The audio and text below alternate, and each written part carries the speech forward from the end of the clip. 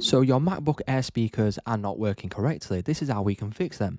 So step number one is to go to the top left hand corner to the Apple icon, click on System Settings. From this menu here, you want to scroll down and then click on Sound. Now you want to go down to Output and Input and then make sure that you click on the Output option.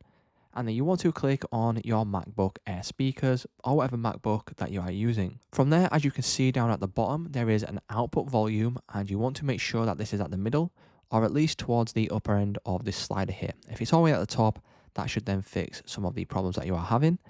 Down here, you've then got the option for balance. If it's all the way to the left hand side, it will sound distorted. If it's all the way to the right hand side, it will also again sound distorted on your Mac.